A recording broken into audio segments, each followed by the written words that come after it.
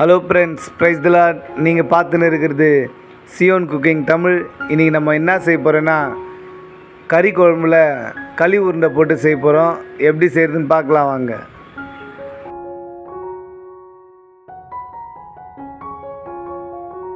களி உருண்டை செய்கிறதுக்காக 1/2 கிலோ ராகி மாவு எடுத்துருக்கோம். ஏற்கனவே நம்ம கறி குழம்பு செய்கிறதுக்காக 1/2 கிலோ பீஃப் எடுத்து குக்கரில் போட்டு 10 விசில் விட்டு வேக வச்சு இறக்கி வச்சுருக்கோம். இப்போ நம்ம களி உருண்டையும் கறி குழம்பும் செய்ய ஆரம்பிச்சிடலாம்.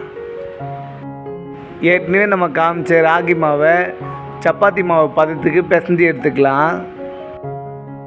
நம்ம களிக்கு தேவையான உப்பு சேர்த்துக்கலாம்.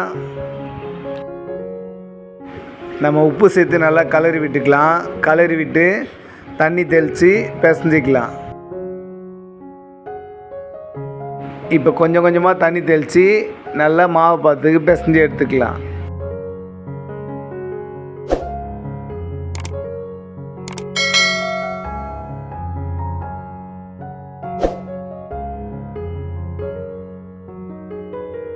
பாருங்கள், இப்போ நல்லா சப்பாத்தி மாவு பதத்துக்கு நம்ம பிசைஞ்சு எடுத்துட்டோம்.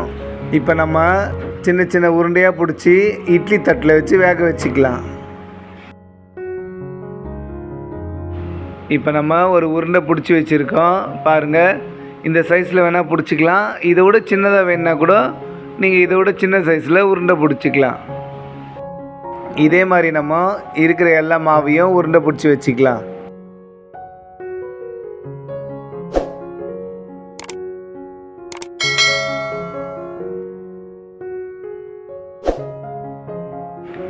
எல்லா மாவையும் நம்ம உருண்டை பிடிச்சி வச்சாச்சு.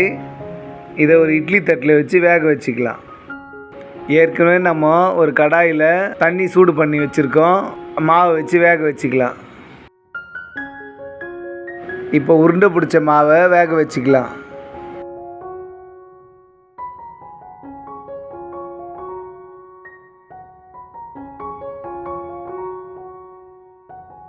இப்போ எல்லா உருண்டையும் வச்சாச்சு. இது ஒரு 10 நிமிஷம் நல்லா வேகட்டும். அதுக்குள்ளே நம்ம குழம்பு செய்ய ஆரம்பிச்சிடலாம். கறி குழம்பு செய்கிறதுக்காக ஒரு கடாயை வச்சு தேவையான அளவு எண்ணெய் ஊற்றி 1 ஸ்பூன் சோம்பு, ஏற்கனவே 2 பெரிய சைஸ் வெங்காயத்தை கட் பண்ணி வச்சுருக்கோம். அதை இது கூட சேர்த்து நல்லா கலரி விட்டுக்கலாம்.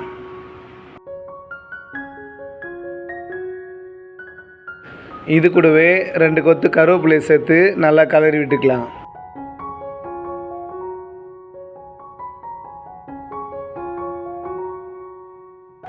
இப்போ வெங்காயம் நல்லா கண்ணாடி பத்துக்கு வந்துருச்சு.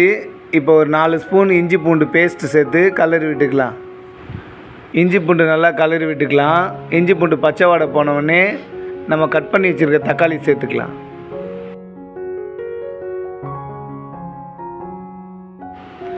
இப்போ இஞ்சி பூண்டு நல்லா பச்சை வாடை போயிடுச்சு. இந்த டைமில் 3 தக்காளி கட் பண்ணி வச்சுருக்கோம். அதை இது கூட சேர்த்து கலரி விட்டுக்கலாம். இது கூட வாசனைக்காக கொஞ்சம் கொத்தமல்லி சேர்த்துக்கலாம்.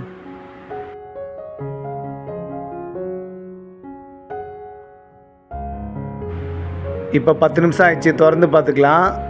களி உருண்டை நல்லா வெந்துருச்சு. இப்போ நம்ம அடுப்பு ஆஃப் பண்ணிடலாம்.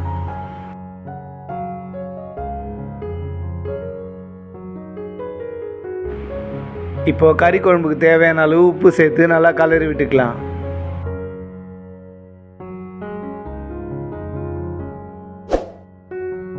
இப்போ தக்காளி நல்லா வதங்கிருச்சு. இந்த டைமில் நம்ம வேக வச்ச பீஃபை இது கூட சேர்த்து கலரி விட்டுக்கலாம்.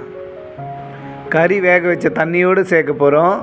ஏன்னா அந்த தண்ணியோடு சேர்க்கும்போது தான் கறி குழம்பு ரொம்பவே டேஸ்ட்டாக இருக்கும். இந்த களி உருண்டை குழம்பு பீஃபில் மட்டும் இல்லை, மட்டனில், சிக்கனில் நாங்கள் செய்கிற மாதிரியே செஞ்சு பாருங்கள். இப்போ நல்லா கலரி விட்டாச்சு. இது கூடவே 1/2 ஸ்பூன் மஞ்சத்தூள், 1/2 ஸ்பூன் தனி மிளகாத்தூள், ஒரு 5 ஸ்பூன் குழம்பு மிளகாத்தூள் சேர்த்து நல்லா கலரி விட்டுக்கலாம்.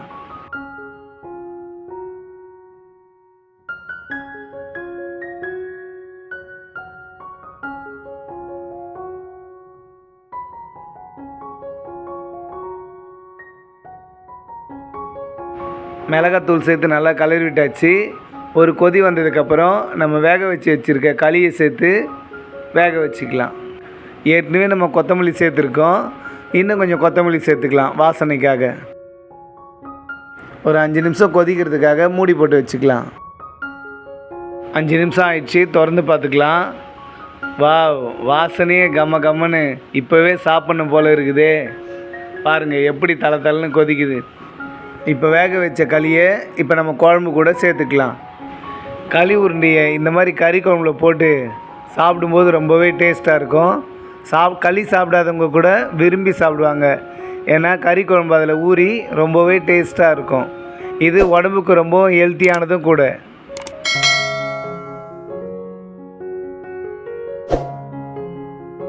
களி உருண்டையை சேர்த்து கலரி விட்டுக்கலாம். ரொம்பவே கலர் தேவையில்லை, உடஞ்சிரும். அதனால் லேசாக கலரிக்கலாம்.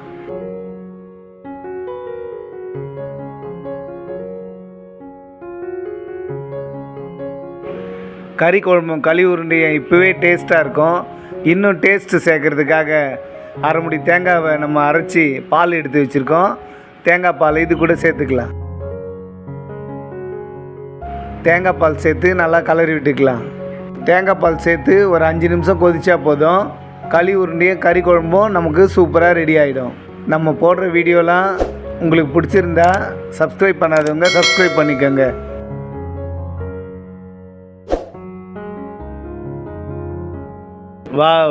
களி உருண்டையும் கறி குழம்பும் சூப்பராக ரெடி ஆயிடுச்சு. பார்க்கும்போது அப்படியே சாப்பிடணும் போல் இருக்குது. நீங்களும் இதேமாதிரி செஞ்சு பார்த்து சாப்பிட்டு பார்த்துட்டு கமெண்ட் பண்ணுங்கள். இந்த வீடியோ உங்களுக்கு பிடிச்சிருந்தா லைக் பண்ணுங்கள், ஷேர் பண்ணுங்கள், கமெண்ட் பண்ணுங்கள். மறக்காமல் சப்ஸ்கிரைப் பண்ணுங்கள். தேங்க்ஸ் ஃபார் வாட்சிங்.